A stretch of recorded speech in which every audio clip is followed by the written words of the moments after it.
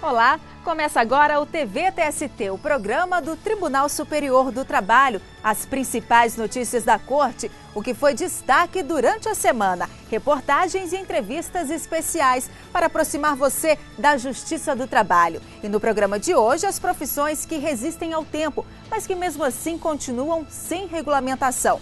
Vale para eles, vale para elas, o que diz a lei sobre o trabalho de mulheres em atividades perigosas ou insalubres. Não saia daí, o TVTST está no ar.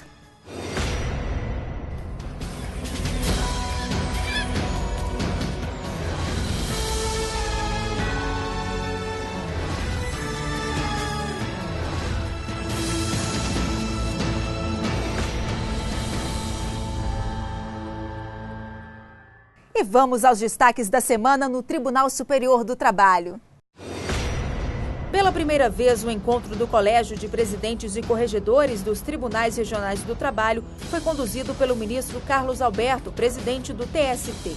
Assuntos relacionados ao processo judicial eletrônico e projetos de lei em tramitação no Congresso Nacional foram discutidos durante o encontro. O Coleprecor acontece todos os meses e tem o objetivo de colocar em discussão temas de interesse dos tribunais para que seja feita uma tentativa de resolver os problemas existentes de forma mais prática. Depois de quase um ano de negociações, chegou ao fim o impasse entre um dos maiores frigoríficos do país e cerca de 1.000 funcionários. Foi a conciliação que assegurou o direito dos trabalhadores de Naviraí, no Mato Grosso do Sul, a intervalos para recuperação térmica e a computação na jornada de trabalho do tempo para a troca de uniforme. Além disso, os funcionários também vão receber o pagamento pela empresa de valores que somam mais de 5 milhões de reais, referentes a compensações e indenizações. O presidente do Tribunal Superior do Trabalho, ministro Carlos Alberto, recebeu representantes de entidades patronais durante um café da manhã. A intenção é estimular o diálogo entre o TST, empregadores e empregados. Durante o encontro, o presidente ouviu as sugestões da Confederação Nacional da Indústria, da Confederação Nacional dos Transportes e da Federação Brasileira de Bancos. Barbeiros, alfaiates, sapateiros, esses são alguns dos trabalhadores que resistem em deixar a atividade. Mesmo com os avanços da tecnologia, essas profissões souberam se adaptar aos tempos modernos. Veja na reportagem especial de Cláudia Almeida.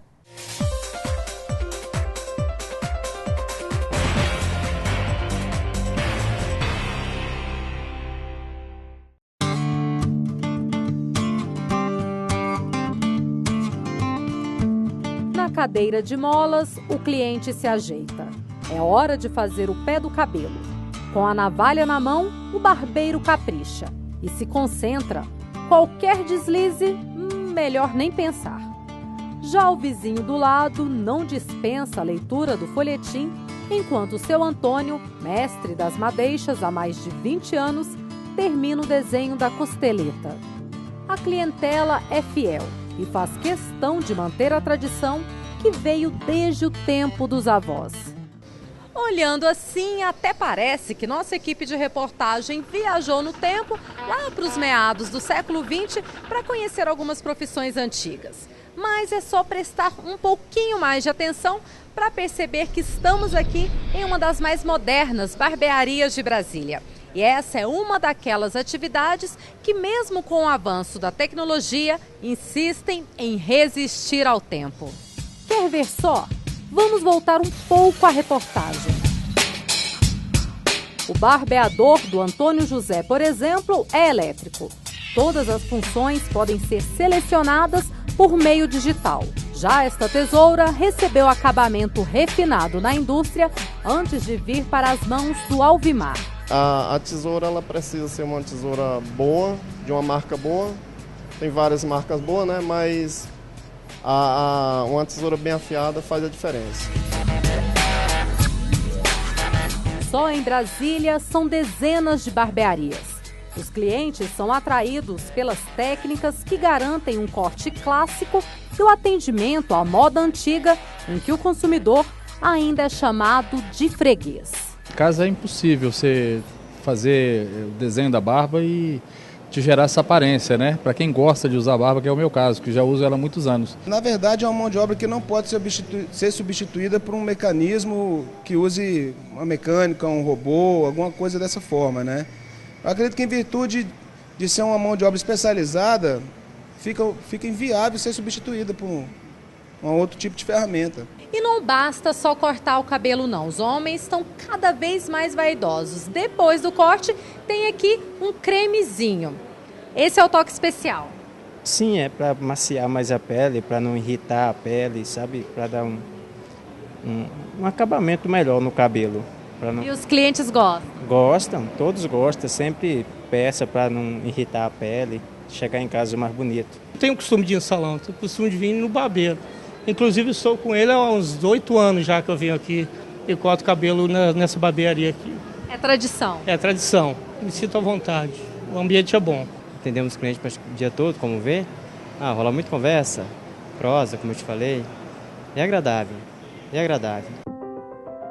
Depois de todos esses cuidados, o cliente sai da barbearia e dá de cara com o seu Francisco, engraxate há mais de 20 anos. Com a mesma caixinha de madeira que herdou do pai, ele capricha na graxa e garante: cliente só sai dessa cadeira com o sapato brilhando. Ao trabalho aqui, graças a Deus, sempre não falta freguês, né? Eu procuro fazer um trabalho bem feito para que o freguês saia satisfeito, para que ele possa voltar sempre, né? E ele traz muito sapato para me engraxar, porque meu trabalho tem agradado sempre a ele, né?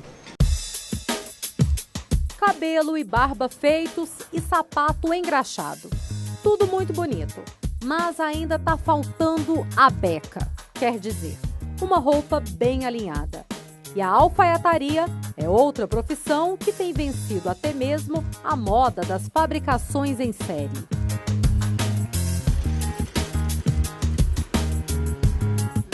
Seu Iomar começou no ofício há mais de 20 anos. E é aqui, neste ateliê, em meio às linhas e aos alfinetes, que ele risca os moldes e costura os ternos. A vida me colocou essa oportunidade e eu agarrei desde então até hoje. Estou nessa área e pretendo continuar.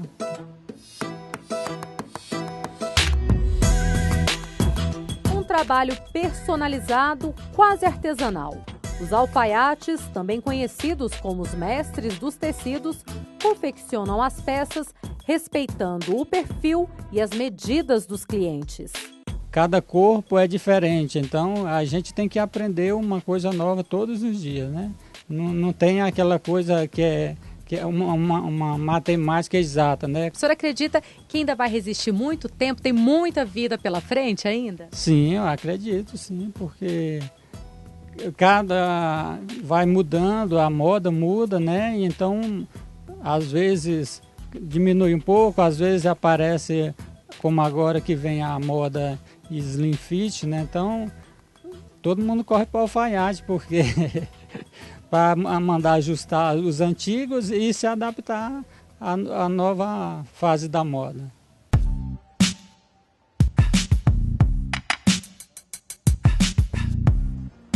Esses são alguns motivos que levam muitos homens, como o Eduardo, a preferir o trabalho do alfaiate às lojas de luxo. Por exemplo, a gente tem uma peça que está meio folgada ou um detalhe que você não gosta, você passa para o alfaiate e ele deixa do jeito que você quer. Quando eu provei esse paletó, ele estava um pouco folgado, né? E estava também com o punho grande. Agora o punho está certinho, eu posso usar com uma camisa mostrando o punho. Está bem legal o comprimento e ele está bem certinho no meu corpo, bem ajustado, bem slim, do jeito realmente que eu queria.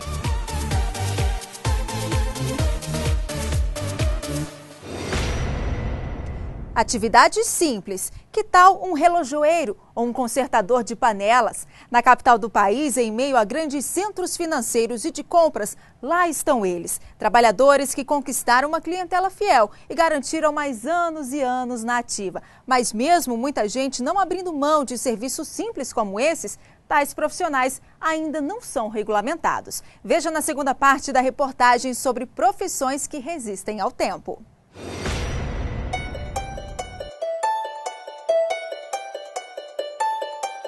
O ritmo do tempo. Para aquelas atividades artesanais ou rústicas, ele pode ser lento, faceiro. Entre uma tarefa e outra, tem jeito até para um dedinho de prosa. E é assim, com os mascates, os relojoeiros. Nessas profissões, o sucesso não é definido pelo número de bens em larga escala, e sim pela sedução de um atendimento personalizado sem hora para acabar. E por falar em hora, vamos aproveitar e dar uma acertadinha no relógio?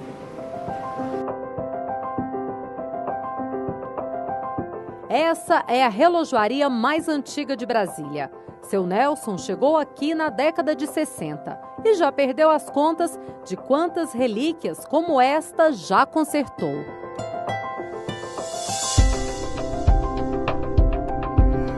Isso sem contar os clientes ilustres que já passaram por aqui. Só na linha presidencial foram Juscelino Kubitschek, Costa e Silva, João Figueiredo, José Sarney e Fernando Collor de Mello. A gente se sentia feliz, alegre de poder, fazer um serviço para o presidente da República, nosso presidente, né? E principalmente o Juscelino, né? Sentiu orgulhoso? Senti orgulhoso, sim. Essa turma sempre procurava, a gente se destacava, né? E a responsabilidade é muito grande, né? Fazer esses relógios deles aí, né? Para acertar os ponteiros, seu Nelson conta o segredo. Só habilidade, paciência, né? Estudar um pouco e seguir as instruções. Os relógios, a maioria dos relógios tem instruções, como é que acerta. E a pessoa vai seguindo e junta a inteligência, a habilidade e no fim dá tudo certo, né? Saindo da relojoaria, encontramos outro mestre. Atenção, gente, conserta fogão de panela, traga suas panelas aqui. Com esse carrinho de mão, sem pressa, seu Elias passa de rua em rua atrás dos clientes. Há mais de 30 anos, ele ganha a vida assim, consertando todo tipo de utensílio doméstico. E a história do seu Elias é como a de tantos brasileiros que, por conta da necessidade, tem que aprender uma profissão. Seu Elias, por exemplo, começou consertando a panela da própria casa. Foi isso, seu Elias? Foi, a minha panela deu problema e eu não tive assim, uma ideia de como era que eu ia consertar, porque não tinha nenhum consertador. Aí eu tive a ideia de eu mesmo consertar ela, né? Aí pelejei demais na conta. Aí vi que não tinha jeito. Passei um dia inteiro e não dei conta. Aí eu tive a ideia de ir no supermercado e ver aquela válvula de segurança que tem debaixo da tampa. E lá estava aberto. Aí eu tive a ideia de pegar um pedaço de caldeirão, de caldeirão e colocar, entupir aquela válvula. E deu certo? Aí deu certo. A entrevista tem que ser rápida. Logo aparecem os moradores que já descem dos prédios com as panelas nas mãos. O cabo saiu. O cabo saiu? Saiu. É muito bom, né? Porque, ele passa todo dia, assim, toda hora. A hora que eu tô andando, caminhando, ele passa. Ô, Celis, vem cá, faz uma panelinha pra mim, é rapidinho. Ele cobra super barato, né? E ele faz serviço bem, né? Eu tava com essa panela aqui, inclusive, consertou rapidinho, foi super bom. É nesse ritmo sossegado que seu Elias e seu Nelson atendem a clientela e mantêm profissões antigas que resistem ao tempo. Mas, apesar de consideradas nobres, muitas não são regulamentadas. Ocorre que o legislador brasileiro, o constituinte brasileiro, disse que para se organizar em profissão regulamentada, tem que sair uma lei editando e regulamentando o exercício destas profissões. E as profissões que se organizaram, que conseguiram criar movimentos políticos e forçar uma aprovação de uma lei, elas realmente se tornaram as chamadas profissões regulamentadas. No caso dessa profissão antiga não ocorreu, até porque a modernidade exigiu e modificou também o mercado de trabalho. São pessoas heróicas que a gente encontra e que nos salvam de alguns momentos, como o relojoeiro, por exemplo, mas que por algum motivo eles não se organizaram necessariamente para fins de regulamentar a profissão. Por isso, os profissionais autônomos têm que tomar alguns cuidados principalmente com uma futura aposentadoria. Os trabalhadores autônomos que assim desejarem devem, e essa é uma recomendação oficial, devem se dirigir ao órgão previdenciário próximo da sua residência, o INSS, e a partir daí começar a pagar as contribuições mensais relativas às suas profissões. No site da Previdência Social existe lá toda a informação necessária para aqueles profissionais que tiverem acesso à internet, para que lá já imediatamente consigam efetuar os depósitos mensais para que garantam no futuro a sua aposentadoria. Só assim os trabalhadores autônomos vão garantir o próprio futuro e também dessas profissões que, apesar de já velhinhas, nunca saem de moda.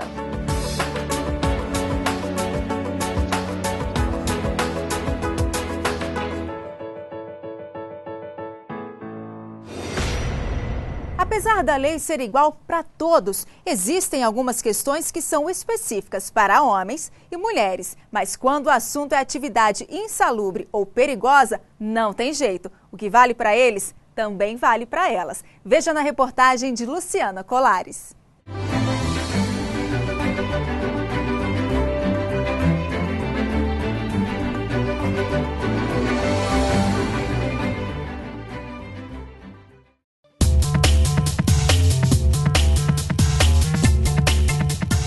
Tempo, esta cena não era tão comum. Este espaço era dominado por eles. Hoje, a realidade é outra. Batom, maquiagem e muita simpatia estão por trás das bombas de combustíveis. E acredite, elas são maioria. Neste posto em Brasília, dos 27 funcionários, 24 são mulheres. Hoje as mulheres são maioria aqui no posto, a gente somos só minoria. Nós que estamos deslocados mesmo.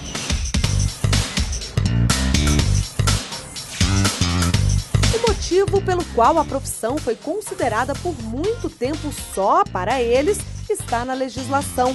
Nos postos de combustíveis, por exemplo, os funcionários têm direito a receber até 40% a mais no salário. É o chamado adicional de insalubridade, uma compensação pela exposição diária a produtos tóxicos e inflamáveis. E por causa disso, as mulheres não podiam entrar nesse mercado.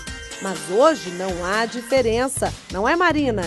Há 1 ano e meio como frentista, ela fala com propriedade sobre o assunto. Já vi várias mulheres trabalhando também, não teve essa diferença não. A gente trabalha com toda a segurança que tem, né? A gente tem toda a segurança aqui, não tem, esse risco é pouco.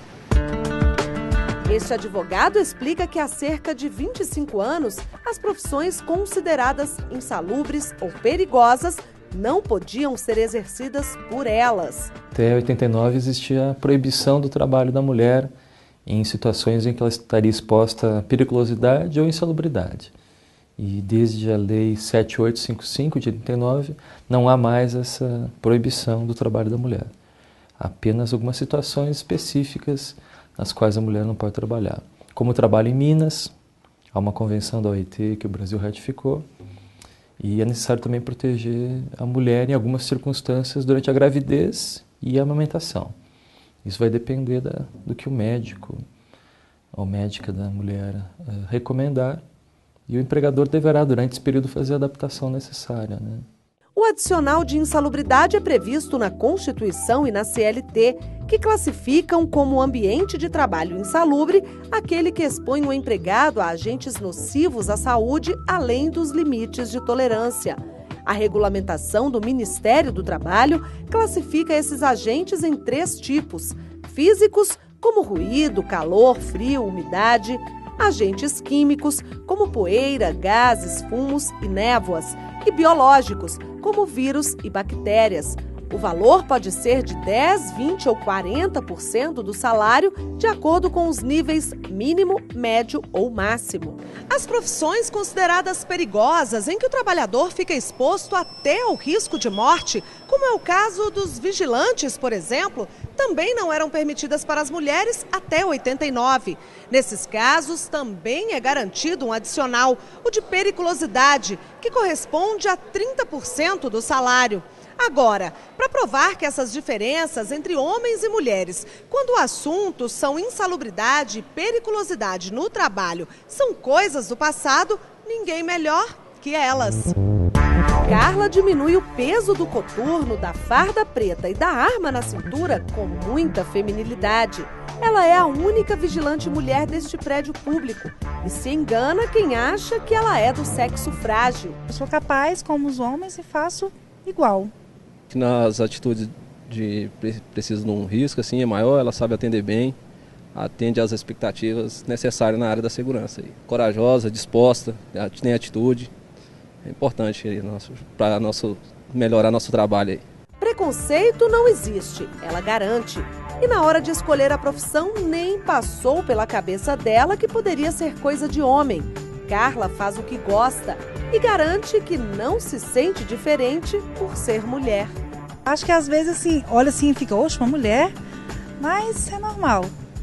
Você vê uma admiração assim, às vezes uma admiração, então às vezes pode não acreditar. Nossa, é uma mulher, mas vai.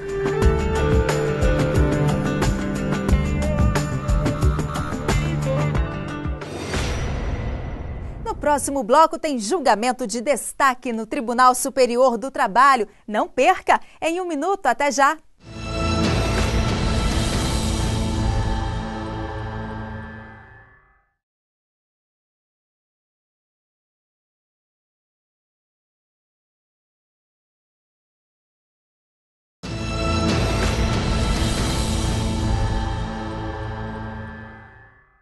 Serviço extraordinário é o assunto da súmula número 24 do TST. Veja o que ela diz.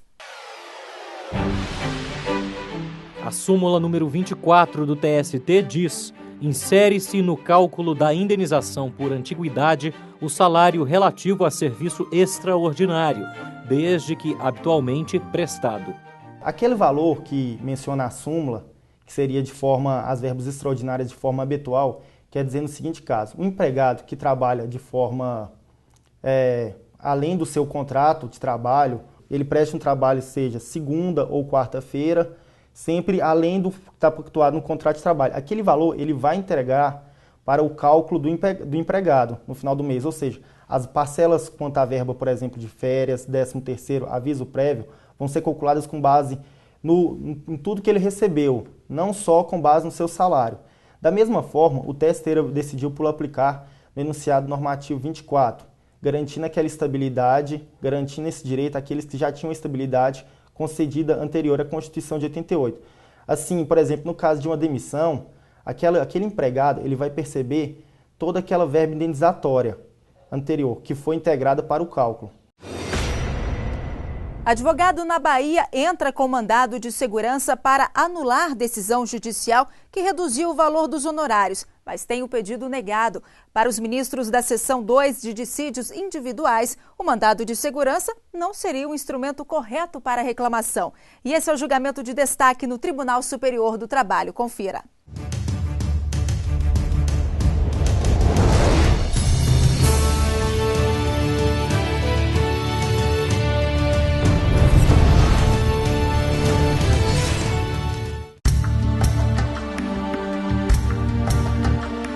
Um advogado na Bahia ganhou a causa de um trabalhador para receber R$ 2.700.000 em indenização. Parte desse valor, de 20%, ficaria para ele referente aos honorários.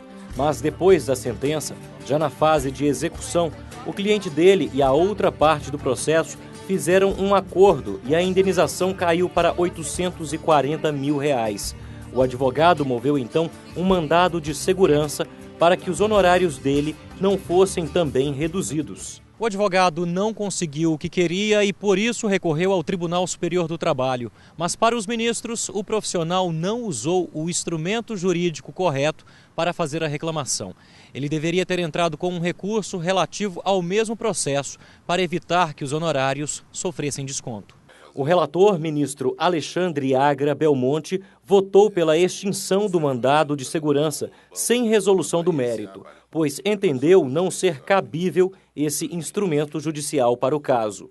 O advogado, estando o processo já na fase de execução, passa a ser o próprio titular do direito indicado como violado pelo ato taxado de abusivo, qualificando-se assim como parte legítima para recorrer, nos termos do artigo 499 caput do Código de Processo Civil. O exequente ou terceiro interessado tinha à sua disposição a possibilidade de interposição de recurso próprio específico do qual ouvidou. Assim, não há como ser admitido o cabimento do presente mandamos, que deve ser extinto sem resolução do mérito por absoluta impossibilidade jurídica do pedido, e esta é a proposta. A ministra Cristina Peduzzi teve outro entendimento. O mandado de segurança, ao meu juízo, no meu modo de ver, é um instrumento processual constitucional que não comporta uma interpretação restrita.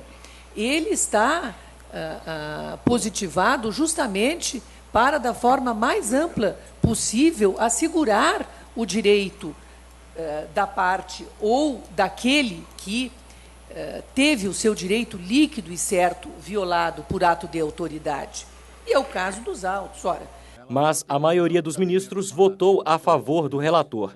Assim, o mandado de segurança não foi aceito e o processo extinto sem julgamento de mérito. Então, assim se decide, nos termos do voto do eminente relator, vencida a eminente douta ministra Maria Cristina Peduzzi.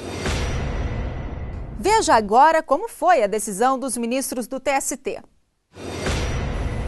Relator, excelentíssimo ministro Alexandre Belmonte, processo RO 946, dígito 26, de 2011, em que são partes Alcino Barbosa de Felizola Soares, Rápido 900 de Transportes Rodoviários LTDA e Marcos Gomes Carneiro. Com a palavra, Sua Excelência, eminente relator, ministro Alexandre Belmonte.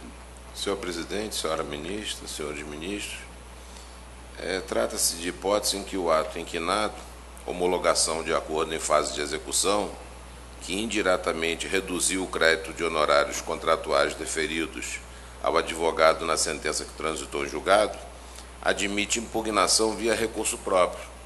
Daí que, no meu entender, descabe o mandamos. Eu proponho julgar extinto o mandamos sem resolução do mérito por tais razões. O impetrante insiste na concessão do mandado de segurança para que seja cassado despacho impugnado, determinando-se que, em relação aos honorários contratados expressamente deferidos na sentença que transitou em julgado, sejam considerados os valores obtidos na fase de liquidação do julgado, no montante de R$ 523.278,71. Conforme se depreende da análise das assertivas autorais, que restaram incontroversas, o impetrante atuou como advogado do reclamante nos autos do processo 78.889.991, no qual a sentença transitada em julgado lhe atribuiu o direito ao percebimento de duas parcelas distintas, os honorários contratuais devidos pelo reclamante e os honorários de sucumbência devidos pela empresa reclamada na demanda trabalhista acima mencionada. Informa que, quando da execução do referido julgado, em 16 de junho de 2011, o ora impetrante tomou conhecimento, por meio de terceiros, de transação firmada entre o reclamante e a empresa reclamada, na qual o empregado acordou receber valor inferior ao crédito apurado no processo de execução. Sustenta que a decisão homologou o acordo celebrado e, como consequência, reduziu o valor referente aos honorários contratuais, viola o artigo 23 do Estatuto da OAB, que determina que os honorários constituem direito autônomo do advogado, pois, embora ele integre o processo, não figura como parte, sendo o terceiro interessado. Aduz que os honorários convencionais devem ser pagos por determinação do juiz, diretamente ao advogado, etc. O Tribunal Regional, então, proferiu decisão denegando a segurança. Inicialmente, deve ser realçado que, diversamente do que foi destacado no venerando acórdão e que pretende fazer crer o recorrente, na presente hipótese, considerando a sentença tal como transitada em julgado, o advogado, estando o processo já na fase de execução, passa a ser o próprio titular do direito indicado como violado pelo ato taxado de abusivo, qualificando-se assim como parte legítima para recorrer, nos termos do artigo 499 caput do Código de Processo Civil. conforme dispõem os artigos 23 e 24, parágrafo 1º da Lei 8.906 de 94, os honorários incluídos na condenação por arbitramento ou sucumbência pertencem ao advogado, tendo este direito autônomo para executar a sentença nesta parte. Isso consta expressamente do artigo 23, podendo requerer que o precatório, quando necessário, seja expedido em seu favor. E o artigo 24, parágrafo 1º, a execução dos honorários pode ser promovida nos mesmos autos da ação em que tem atuado o advogado, se assim lhe convier. No mesmo sentido, a súmula 306 do Colendo Superior Tribunal de Justiça. Os honorários advocatícios devem ser compensados quando houver sucumbência recíproca, assegurado o direito autônomo do advogado à execução do saldo, sem excluir a legitimidade da própria parte. Repita-se que, na hipótese, o ato apontado como coator foi praticado na fase de execução ou de cumprimento do julgado. Não é abundante realçar que, embora não tenha sido parte no processo de conhecimento, na fase de execução, como o próprio impetrante reconhece, ele se encontra diante de direito próprio, crédito deferido na coisa julgada, que deve ser defendido na qualidade de exequente em virtude da legitimidade concorrente que lhe é atribuída pelo ordenamento jurídico. Ainda que assim não fosse, mesmo que se considere o impetrante como um terceiro prejudicado, a ele se estende a legitimidade para recorrer, diante da previsão constante do artigo 499, parágrafo 1º do CPC, na medida que se faz presente o necessário nexo de interdependência entre o seu interesse de intervir, jurídico e não meramente econômico, e a relação jurídica submetida à apreciação, extensão dos efeitos da conciliação celebrada na fase de execução. Aduza-se que, conforme expresso no artigo 897-A da CLT, cabe agravo de petição das decisões do juiz ou presidente nas execuções, aí incluídas as questões incidentais que possuam natureza decisória e definitiva. Esta é a exata situação narrada nos autos, em que o exequente ou terceiro interessado tinha à sua disposição a possibilidade de interposição de recurso próprio específico, do qual ouvidou. No mesmo sentido, há uma decisão de Vossa Excelência, o ministro Barros Levenhag, que eu aqui transcrevo. Assim, não há como ser admitido o cabimento do presente mandamos, que deve ser extinto sem resolução do mérito por absoluta impossibilidade jurídica do pedido, e esta é a proposta de decisão. Algum destaque no voto, Sua Excelência? Pois não, ministro. Não ignoro que o voto do ministro relator se prende a uma questão preliminar, de que não caberia, não entra no mérito, nenhum mandado de segurança. Eu considero, no caso concreto, que,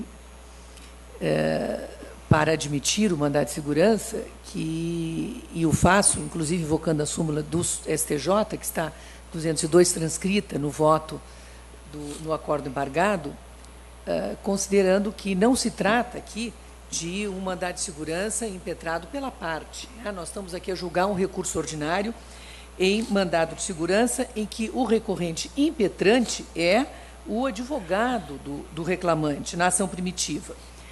E a sentença, que transitou em julgado e que foi mantida no julgamento da ação rescisória, fixou 20% de honorários advocatícios devidos pelo reclamante e ao impetrante, o doutor Alcino Felizola, e outros 20% de honorários sucumbenciais devidos pela reclamada ao mesmo profissional. Ora, reclamante e reclamada entabularam a revelia do advogado o acordo extrajudicial, portanto, sem anuência do advogado, que foi homologado em juízo e reduziu a condenação, que era de cerca de 2,7 milhões de reais para 700 mil reais. Ora, o juízo da segunda vara do trabalho de Camaçari determinou que os honorários, ao homologar o acordo, que os honorários sucumbenciais equivalessem a 20% do valor fixado em sentença, esses a cargo da reclamada, e que os honorários contratuais, estes a cargo do reclamante, seriam de 25% sobre o valor do acordo.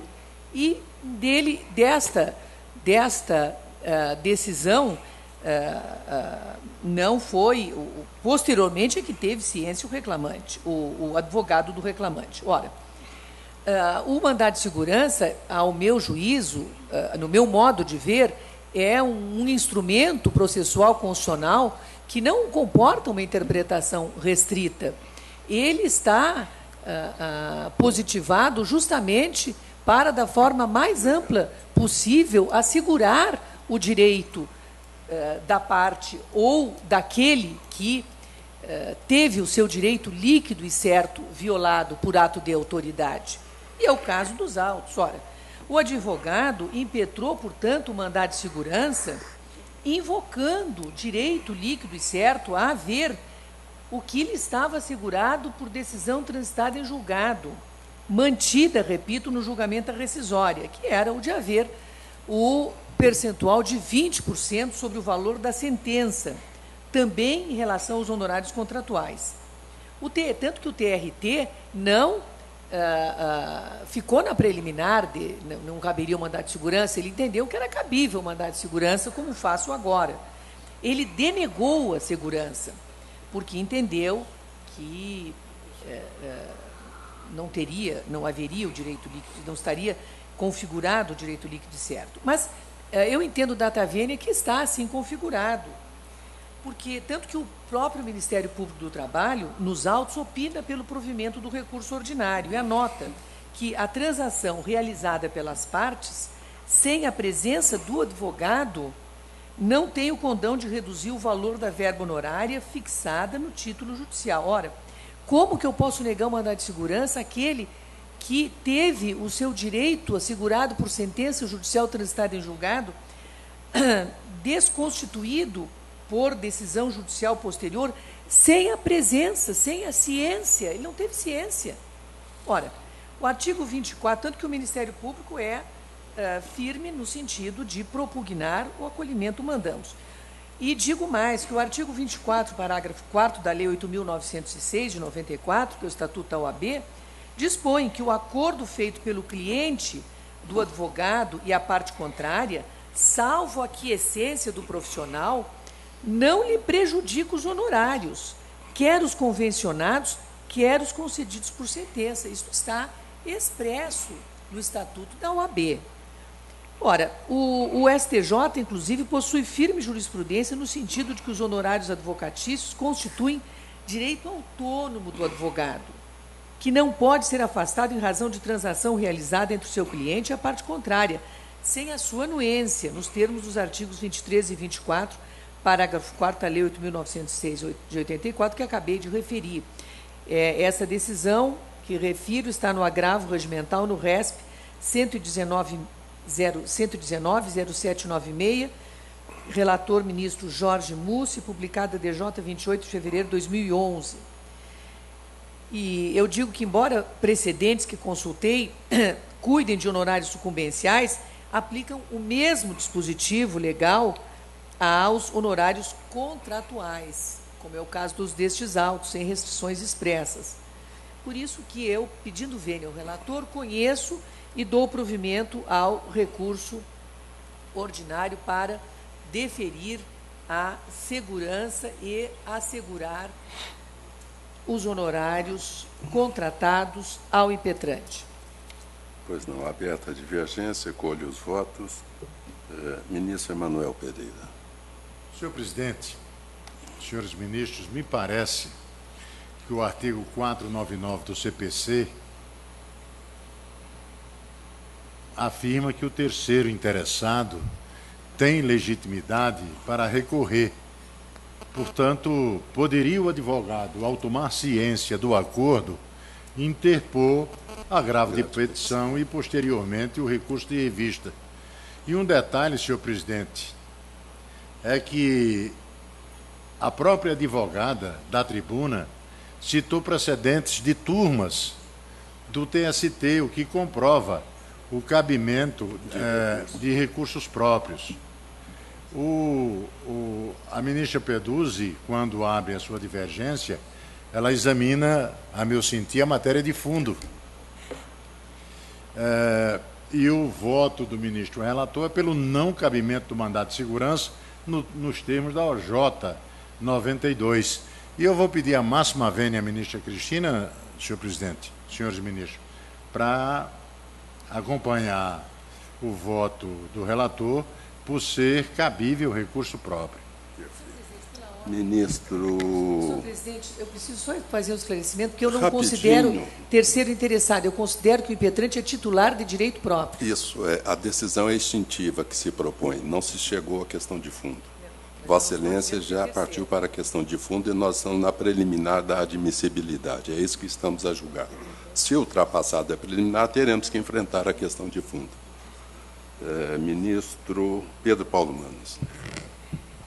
Senhor presidente, senhores ministros, eu estou convencido de que a decisão que alcançou os honorários do advogado é ilegal. Mas a questão que se coloca antes é o seguinte: cabe mandado de segurança quando cabe recurso próprio? E eu estou tão convencido quanto do primeiro argumento que caberia agravo de petição, como disse o eminente relator.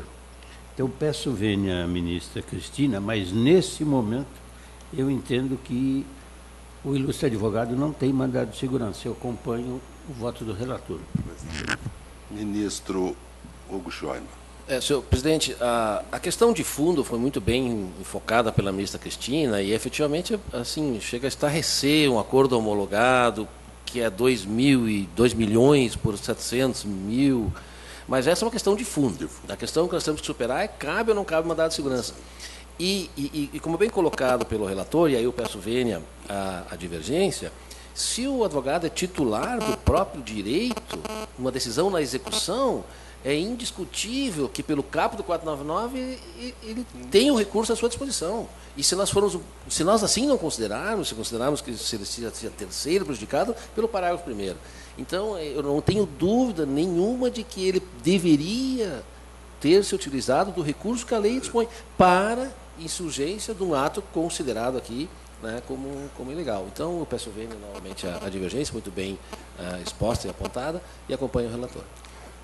Eu também gostaria de fazer uma observação que o mandado de segurança não é uma medida processual de uso indiscriminado. Ele tem a sua atuação cognitiva bem restrita, sobretudo na fase de execução, em que não há decisões interlocutórias como há no processo de conhecimento. O que há no processo de execução, que se destina a dar efetividade à sanção jurídica, são incidentes de cognição, que, evidentemente, desafiam o agravo de petição, salvo aquelas hipóteses teratológicas com prejuízo iminente para a parte. Nós temos ressalvado a possibilidade do mandado de segurança. Mas aqui eu não vejo cabimento do mandado de segurança por duas razões. Primeiro, não há referência se o reclamante, ao celebrar o acordo, constituir a outro advogado. Se constituir, revogou o mandato anterior. Se não constituir e ele próprio celebrou, fê-lo no exercício do jus postulante. Se o fez no exercício do jus postulante e o juiz homologou com essa restrição, o que ocorreu? Trânsito em julgado. Uma sentença homologatória com trânsito em julgado. Então, eu iria além. Poderia vir de agravo de petição e não de mandado de segurança, porque para abrir toda essa dilação que se está a discutir aqui, se o juiz poderia ou não e em que condições ele fez essa redução, o mandado de segurança não se presta tanto. Segundo, se ele já firmou o acordo e o podia fazer no exercício do jus postulante, transitou em julgado. E aí, para se discutir se o juiz, ao homologar, reduziu a verba honorária em detrimento do valor da sentença condenatória, é ação rescisória. Não seria mais agravo de petição, porque a essa altura já decorreu o prazo. Nós temos o viso de usar o mandado de segurança para tentar reparar todas as situações que, a nosso ver, fere direito líquido e certo. Mas há casos em que, havendo recurso próprio, com ampla dilação, sem nenhum viso de prejuízo iminente, porque essa questão, o advogado que não recebeu 1.700.000, que vai receber 170, não há um prejuízo tão iminente que devêssemos afrontar as regras restritivas de admissibilidade do mandado de segurança. Do contrário, ele passa a ser uma ação como outra qualquer. Quer dizer, ingressa-se aqui e nós fazemos toda essa dilação. Eu sempre pautei aqui, quando atuei frequentemente na SDI2, por uma visão restritiva do mandado de segurança, salvo aqueles casos teratológicos e as hipóteses em que, se não vier com mandado de segurança, o prejuízo é iminente, exauriente, e aí a parte não tem como se valer de outro recurso, como o agravo de petição, por exemplo, que tem efeito meramente suspensivo. E como não aprofundei, não cheguei à questão de fundo, e se chegasse à questão de fundo, eu também teria dúvidas se, afinal, teria havido violação a direito líquido e certo, porque se o reclamante fez o acordo com redução dos honorários contratuais, quem deveria responder pela diferença não é a parte contrária, mas ele, reclamante, que concordou em reduzir. Então, sequer a parte contrária, o reclamado que fez o acordo, poderia ser chamado à responsabilidade. E sim o reclamante que tomou a iniciativa de firmar o acordo e reduzir aqueles valores. Então, quem seria o devedor? O reclamante. Porque, no exercício do jus postulante, firmou um acordo em detrimento da verba honorária contratual, porque se fosse sucumbencial seria diferente, contratual. Contrato firmado com o próprio reclamante, em que ele delibera abrir mão daquele valor. Quem é o responsável pela complementação? O reclamado, o executado que fez o acordo? Não. Aquele que firmou o acordo contratual e não sucumbencial. Por isso que tenho dúvidas, inclusive, se eu avançasse na questão de fundo sobre o direito líquido e certo, porque a parte, o reclamado não seria, o executado não seria parte legítima para responder por essa diferença que deveria ser executado contra o reclamante, que foi o responsável ao firmar o acordo pela redução substantiva da verba honorária contratual. Então, assim se decide, nos termos do voto do eminente relator, vencida a eminente douta ministra Maria Cristina Peduzzi.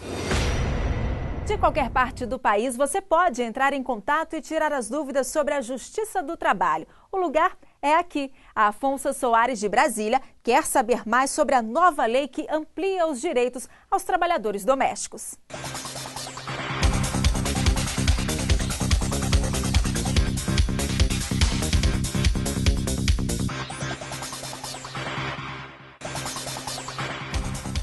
Se a empregada continua na sua casa, mas não está a trabalho, isso conta como hora extra? Não, não conta como hora extra, né?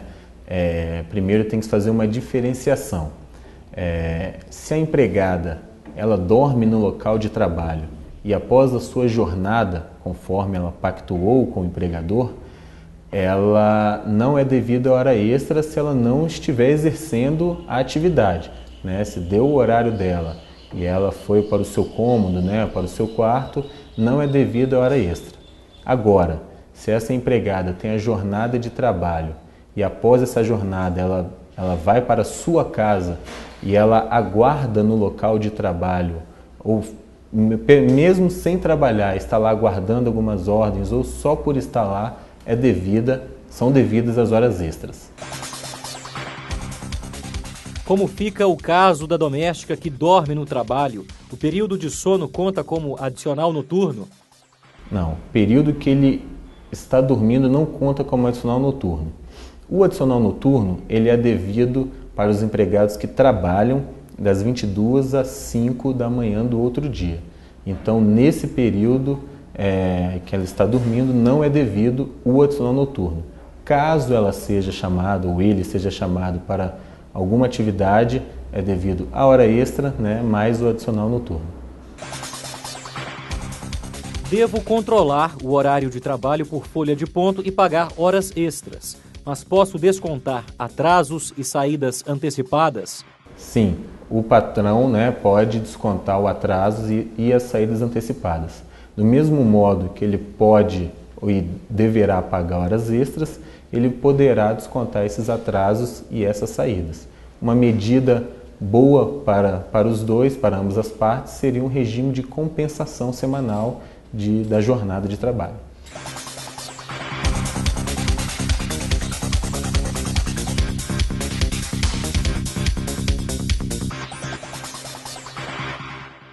Faça como a Afonso e mande a sua dúvida para nós. O caminho é o e-mail tv@tst.jus.br. E não perca no próximo bloco de que forma podem ser concedidas férias coletivas numa empresa. A resposta é em 1 minuto. Até já!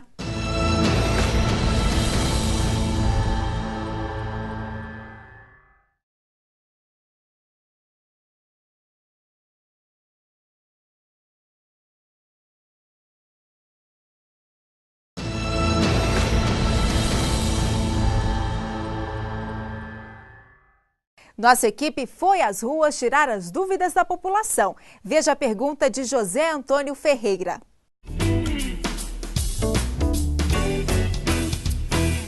De que forma pode ser dadas as férias coletivas numa empresa? A empresa ela pode conceder férias coletivas tanto no âmbito de toda a empresa, ou de um certo estabelecimento, ou até de um setor do estabelecimento.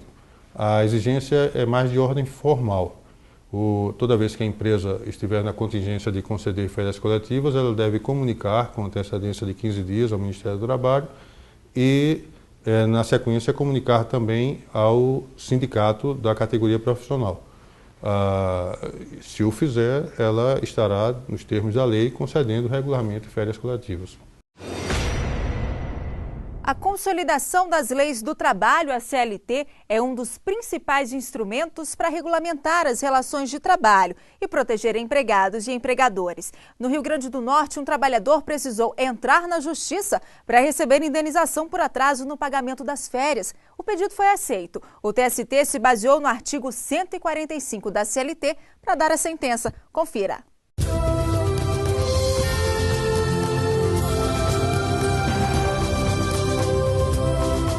O artigo 145 da Consolidação das Leis do Trabalho determina que o pagamento das férias deverá ser feito até 2 dias antes do início do período. O artigo 145, ele estabelece uma regra de pagamento das férias. Ele determina que a remuneração das férias deve ser paga até 2 dias antes do início das férias. Então, até 2 dias antes, o trabalhador tem que receber tanto a remuneração do salário do período de férias, o terço constitucional e, se for o caso, os 10 dias que ele pode vender para o empregador. E aí esses 10 dias são chamados de abono pecuniário. Nesta agência de empregos em Brasília, o artigo 145 da CLT é levado muito a sério. Quando o assunto são as férias dos funcionários, tudo é feito com bastante antecedência. A gente sempre solicita, pede para o funcionário avisar a solicitação das férias dele com 45 dias de antecedência, para não ter perigo de ele esquecer e avisar em cima da hora. E sempre que acontece um feriado ou que o dinheiro vai cair no final de semana, a gente antecipa. A gente não deixa para pagar depois, mas sim com 1 dia ou 2 dias de antecipação. Porque assim o funcionário sai de férias e não tem perigo dele sair de férias sem receber. Para Catiane, gerente de RH, a tecnologia ajuda muito a minimizar possíveis erros. Quanto maior a empresa, mais difícil você gerenciar individualmente. Tanto a programação das férias quanto a forma de pagamento. Então, esse software está totalmente amarrado à legislação e esse software vai nos ajudar em relação a período de férias, a remuneração. Então, tem todo um contexto relacionado à legislação trabalhista com muitas variáveis e que, se a gente fizesse isso no MOOC, fizesse de 1 a 1, poderiam gerar alguns tipos de erros. Mas o que vale mesmo é estar tudo pronto para aproveitar em paz essa hora tão esperada. E Renata já estava ansiosa pelas tão sonhadas férias. Suas férias estão prontas, aqui está o seu aviso, tá? Que está te avisando, comunicando que você vai entrar de férias agora, dia 1º. E aqui o seu recibo, que está explicando tudo que foi pago para você, o que foi pago e foi descontado. E avisando que você vai entrar de férias agora dia 1º e você vai receber no máximo até o dia 29, tá? Aí o valor que vai cair na sua conta dia 29 vai ser esse daqui. Aí você assina para mim? Assino sim. Mas nem sempre o que está previsto no artigo 145 da CLT é cumprido pelas empresas. No caso de um empregado da Companhia de Processamento de Dados do Rio Grande do Norte, a Datanorte, o funcionário tirou as férias no período correto, mas só recebeu o pagamento depois que voltou a trabalhar. Na justiça, o empregado pediu o pagamento das férias em dobro por causa do atraso. A empresa se defendeu, alegando que 1/3 foi pago antes dele sair de férias e que só o restante foi quitado depois do descanso. A Vara do Trabalho e o TRT do Rio Grande do Norte concordaram com os argumentos da empresa. Mas quando o caso chegou ao Tribunal Superior do Trabalho, o entendimento foi outro. A orientação jurisprudencial 386 da seção 1 de dissídios individuais determina que, ainda que as férias sejam usufruídas dentro do prazo, o atraso no pagamento implica remuneração em dobro. Dessa forma, o relator ministro Aloísio Correia da Veiga concluiu que a decisão do regional, além de contrariar a orientação jurisprudencial do TST, não levou em consideração o artigo 145 da CLT. Sendo assim, a empresa foi condenada a pagar em dobro a remuneração do empregado. A decisão foi unânime. O TV TST termina aqui, mas você pode continuar ligado nas notícias do Tribunal Superior do Trabalho pelo Twitter, Facebook, YouTube e em tempo real pelo site tst.jus.br. Na semana que vem tem mais TV TST e eu espero você. Até lá!